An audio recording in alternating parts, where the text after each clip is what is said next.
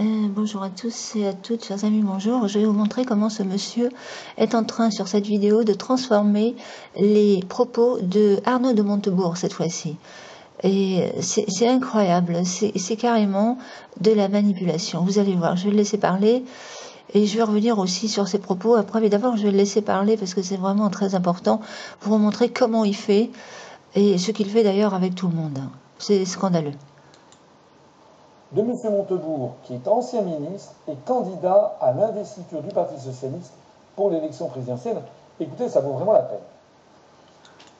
C'est surtout sa réponse qu'il faut écouter. Comment il analyse les propos de Montebourg. Guillaume nous appelle de Guadeloupe. Bonjour et bienvenue Guillaume. Question encore européenne.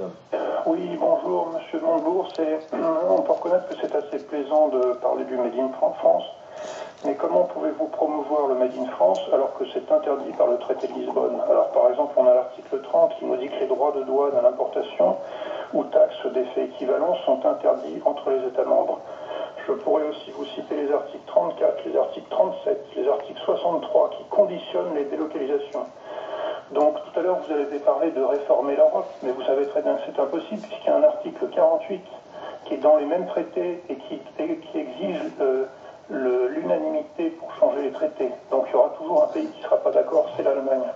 Et ça, je renvoie les auditeurs aux analyses de François Asselineau à ce sujet. Je vous remercie. Merci à vous Guillaume. Arnaud Montebourg vous répond. Merci monsieur, je vous félicite d'avoir une approche juridique des traités, mais je voulais juste vous indiquer que lorsque la puissance politique s'en mêle, les institutions européennes ont toujours accepté la violation des traités. La Banque centrale européenne a accepté la violation du traité lorsqu'il y a eu les problèmes sur la crise euro. La Commission européenne, lorsqu'elle est en difficulté, accepte la violation des traités. Ce n'est d'ailleurs pas la violation, c'est juste le bon sens et l'intelligence. Donc moi je vais vous dire, d'accord, vous avez raison juridiquement, normalement nous sommes dans une prison juridique. Mais moi je pense que les peuples se rebelleront si nous ne la faisons pas sauter, nous n'ouvrons pas, nous ne Alors, vous avez bien entendu, hein, d'abord je vais vous demander si vous avez bien entendu comme moi ce qu'il a dit Arnaud. Arnaud, il n'a rien dit de plus que les autorités, enfin les institutions européennes, la Commission européenne, a toujours violé les lois, toujours accepté de violer les traités quand c'était absolument nécessaire, quand c'était un cas de force majeure. Hein, quand par exemple la France est en train de couler économiquement, comme maintenant, etc., ou pour d'autres raisons, quand c'est vraiment indispensable, eh bien, avec les banques, comme il dit, tout ça, eh bien là, ils ont accepté de violer. C'est la seule chose qu'il a dite. Et que effectivement il a raison, le monsieur qui pose la question, et qu'on est dans une prison juridique et qu'il faut sortir de cette prison, sans quoi le peuple va forcément tôt ou tard se révolter. C'est tout ce qu'il a dit. Maintenant, il faut voir comment il va rajouter ce qu'elle va lui faire dire à Arnaud. J'espère que Arnaud il s'est défendu là, parce que là, moi en tant que femme politique, j'aurais jamais laissé passer ça. Mais bon, c'est vrai que, enfin. Répond à la question de notre adhérent sur le thème oui, en fait, vous êtes un juriste, vous pinaillez, c'est exactement ça. Il le fait passer en fait pour un crétin, pour quelqu'un qui serait à courte vue, qui n'aurait pas... Enfin, c'est lui qui se sent visé, là, évidemment, vous avez compris. Hein, le crétin, c'est lui qui se sent visé, mais comme il a un très gros ego, il ne supporte pas la critique. Pas la hauteur de vue nécessaire à un grand homme politique qui, lui, évidemment, ne s'arrête pas des pécadilles comme des affaires juridiques. Tout à fait. Alors pourquoi c'est très grave? C'est très grave. J'aimerais bien développer un peu là, mais je vais quand même le laisser parler, vous montrer comment il transforme les propos, et après je vous donnerai, si ça vous intéresse, c'est ma petite analyse, mais c'est pas ça qui compte, hein, c'est pas ça le plus important, parce que je suis pas une spécialiste, hein, analyste politique, je me prétends pas spécialiste, mais quand même là, je vais juste vous montrer donc, hein, pour ceux qui n'ont pas la patience d'écouter jusqu'au bout, regardez. Monsieur Montebourg prétend être président de la République française. Or, il ne peut pas connaître sans doute la Constitution de la République française, monsieur Montebourg.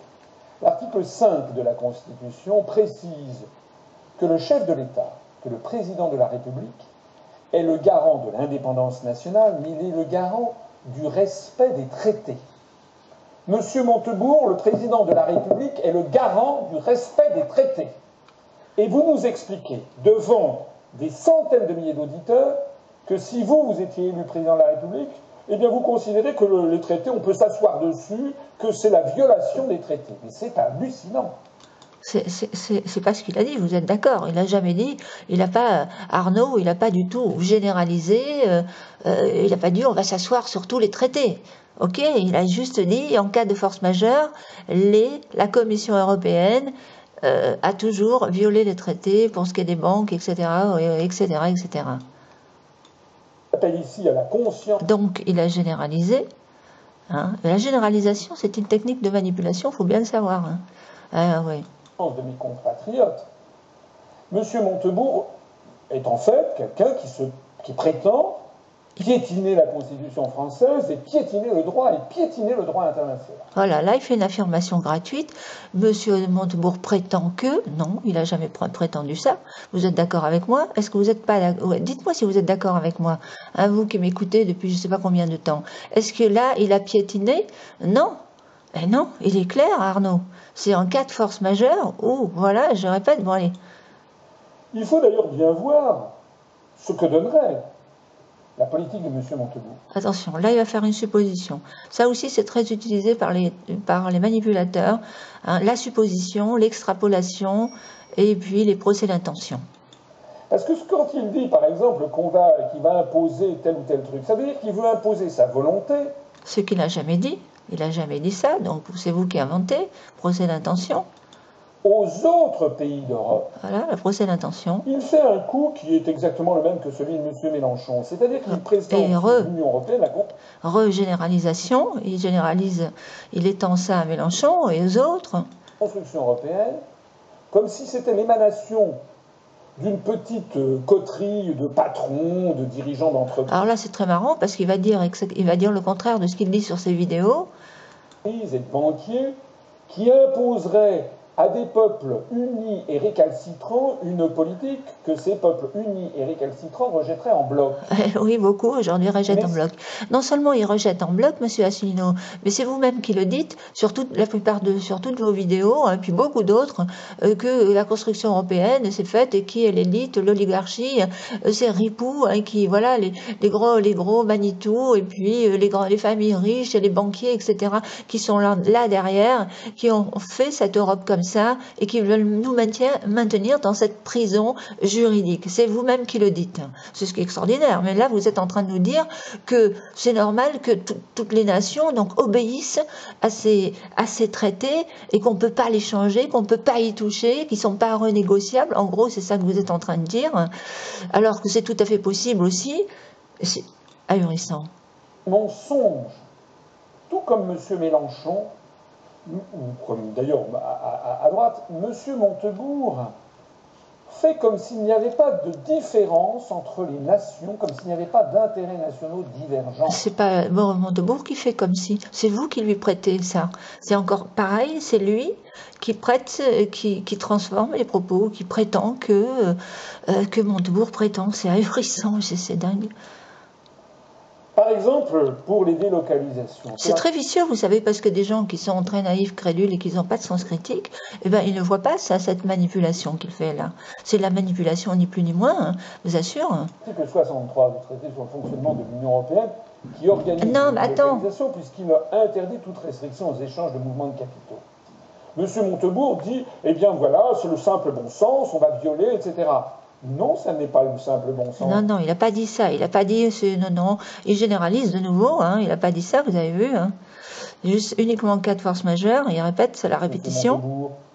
Parce que, par exemple, les Slovaques, ils bénéficient de la libre circulation des mouvements de capitaux. C'est grâce à l'article 63 qu'ils bénéficient de l'implantation en Slovaquie. Alors là, il enfonce des portes ouvertes, parce qu'on sait très bien que c'est les petits évidemment, qui ont intérêt à la mondialisation, les tout petits pays, et les petits pays qui ne sont pas au même niveau économique, évidemment, qui sont tirés vers le haut, et les grands pays comme nous, quoi, qui subissons justement les effets négatifs de ça. Hein, ça, il le sait aussi. C'est ahurissant. En plus, c'est même lui qui l'explique, hein, tous ces trucs-là. Et là, on dirait qu'il est carrément en train de dire, bah, c'est bien, hein, les petits pays, bah, forcément, il y a des gens qui s'enrichissent avec la mondialisation, mais il y en a aussi qui s'enrichissent outrageusement et des autres qui deviennent très, très pauvres. Et c'est surtout les gens moyens qui trinquent. C'est surtout les gens moyens qui trinquent, et les PME, les petites et moyennes entreprises, c'est eux qui payent. Et pas les gros, évidemment, pas les très très gros. Alors forcément, oui, il y a des effets positifs à la mondialisation, mais il y a aussi des effets pervers très très négatifs. De Renault. Tous les pays de l'Est sont entrés dans l'Union européenne pour bénéficier juste. Ben voilà, c'est ça, c'est ça. Et ça, il sait très bien comment ça fonctionne, mais là, c'est ahurissant. Mais de cet article 63 et des délocalisations venues de l'Ouest. Donc, Monsieur Montebourg, vous mentez. Et non. La question de notre auditeur était la bonne. Il n'y aura jamais l'unanimité pour modifier cet aspect-là des traités, par exemple pour lutter contre les délocalisations. Alors, il est très fier de lui. Non, mais c'est ahurissant d'entendre des choses comme ça, vous savez. Il est carrément en train de dire, maintenant, en gros, je vais faire ma petite analyse, hein, vous n'êtes pas obligé d'y attacher de l'importance, parce que je vous dis, je suis pas un spécialiste, mais c'est un petit peu comme s'il disait, hein, on peut rien faire, les traités sont là, c'est la Bible, vous savez, lui, les traités, et je vous dis, les traités et les articles de loi, pour lui, c'est la Bible. Il jongle avec ça, comme certains jongleraient avec les versets bibliques et la Bible. Hop, traité européen, article de loi, traité, c'est là, c'est écrit, c'est la parole de Dieu, c'est la parole de Assolino. Ok? Alors si je comprends bien, je vais donner un exemple. Si par exemple, on a un président de la République qui devient complètement cinglé, fou, il est sous neuroleptique, anxiolytique, Prozac, je sais pas quoi, et puis il devient fou, le mec. Et puis il se dit, il est dépressif et tout, et suicidaire.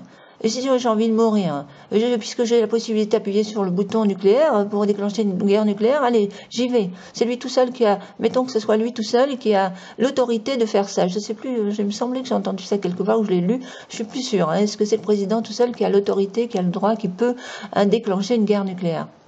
Répondez-moi parce que je n'ai pas fait la recherche. Mais en supposant que ce soit ça, eh bien, il va donc le laisser faire, puisque c'est écrit dans les traités que le président est seule autorité à faire ça, et même s'il est devenu fou, il est cinglé, on va rien remettre en question, on va pas l'empêcher, on va le laisser faire. Hein, voilà, là c'est un cas de force majeure où on devrait dire stop, hein, c'est peut-être écrit dans les traités, mais on peut pas le laisser faire. C'est dangereux pour la patrie, c'est dangereux pour le peuple. Voilà. Et moi, je pense que là, c'est un très très bon exemple. Et le monsieur, lui, d'après lui, c'est écrit, il faut donc le laisser faire, faut donc laisser un fou appuyer, déclencher une guerre nucléaire. Et puis, vous savez, cette histoire de dire toujours, mais il veut être président de la République, de Montebourg. Il a été ministre, il veut être président. Mais il ne connaît pas ses traités, monsieur Montebourg, il ne connaît pas ses articles. Vous savez, on vote pas, monsieur Asselineau, on ne vote pas pour un juriste, on ne vote pas pour un homme de loi, on vote pour un président de la République qui n'a pas du tout besoin d'avoir une banque de données dans sa tête, hein, le cloud, comme je dis toujours, qui n'a pas besoin de retenir tous les articles de loi, les traités, etc., hein, par cœur, sur le bout des ongles, comme vous qui, pour vous, c'était votre boulot, donc il manquerait plus que ça que vous les connaissiez pas, ok? Mais le président de la République n'a pas besoin de savoir tout ça. Il a son cabinet ministériel, il a ses ministres, il a ses comptables, il a ses juristes, il a ses hommes de loi, il a ses avocats, etc. Quand un processus doit être mis en route comme ça pour la sortie de l'UE, eh bien, il a affaire à ses cabinets. C'est aussi simple que ça. Et donc, voilà, moi je trouve ça ahurissant quand même de sortir des histoires comme ça. Alors maintenant, pour en revenir rapidement, parce que je ne veux pas la faire trop longue, hein, pour en revenir rapidement, parce que je vous assure, je pourrais développer encore longtemps, hein, et vraiment, j'ai des arguments, je le ferai peut-être sur la prochaine vidéo, tiens, mais là je vais rester là-dessus. Et donc, pour en revenir à Montebourg et Valls, qu'il a fait, évidemment, il a participé à leur éviction. Hein. Ça, pour moi, c'est une certitude. Hein. Avec un discours comme ça, s'ils ne se sont pas défendus, il a forcément participé à l'éviction des deux candidats gênants pour le système socialiste en place. Alors, ne me dites pas que ce monsieur ne travaille pas pour le système. Pour moi, il travaille sournoisement avec un masque pour le système socialiste en place. pour le système en place, surtout socialiste. Parce que, visiblement, là, les deux sur lesquels, qui auraient dû être aux primaires, selon moi, eh bien, tous les deux ont été évincés. Et curieusement, Valls, lui, il s'était droitisé avec, vous savez, sa position sur l'immigration, la racaille des banlieues, Daesh, etc. Il s'était droitisé un peu, beaucoup même. Et puis Montebourg, lui, comme par hasard, c'est quelqu'un qui voulait donc protéger la France et un peu démondialiser. En gros, il avait des très bonnes idées. Et d'ailleurs, Montebourg, il avait un très bon charisme pour être. Il avait du charisme, ce mec, puis il présentait bien. Je me suis dit, tiens, oui, ça pourrait faire un bon président. Il a de bonnes idées. C'est dommage qu'il ne soit pas de notre côté, quoi. Et j'espère bien que je vais réussir à faire comprendre aux électeurs qui étaient pour Valls et pour Montebourg d'être de notre côté et de comprendre que nous ne sommes pas ce que ce monsieur prétend. Parce que c'est vraiment vicieux ce qu'il a fait là, vous savez, c'est très très vicieux. Voilà. Donc, moi je dis que c'est quelqu'un qui transforme systématiquement tous les propos des autres candidats, et puis il est là avec ses jongles, je vous dis, avec ses articles de loi, ses traités européens, du haut de son piédestal. Eh bien, je trouve ça très grave, c'est de la manipulation, ni plus ni moins. C'est de la manipulation. Et donc voilà, c'est tout. Alors je vous laisse écouter ça, et écoutez bien, je vous dis, les propos de Montebourg, qui sont très très clairs, et qui n'ont pas à être transformés, qu'il l'a fait.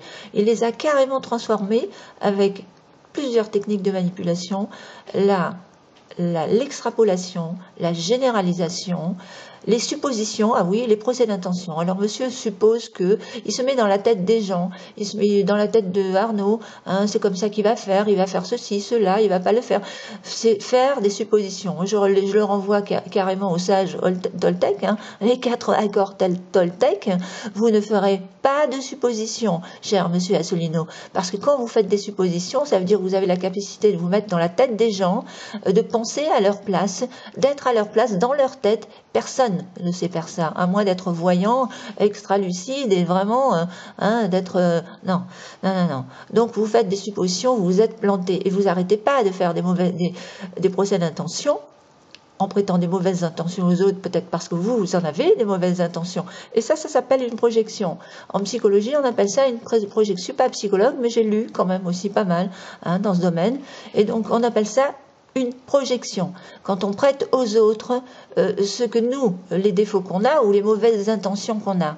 Donc, vous avez vraiment des mauvaises intentions parce que vous en prêtez à tous vos candidats. Tous pourris, tous magouilleurs, tous pourris, tous menteurs, et vous êtes le seul et unique sur votre piédestal à être pur, propre, monsieur propre, saint, auréolé, avec une auréole sur la tête, vous gravitez à 10 cm au-dessus du sol. Merci pour l'écoute et à bientôt.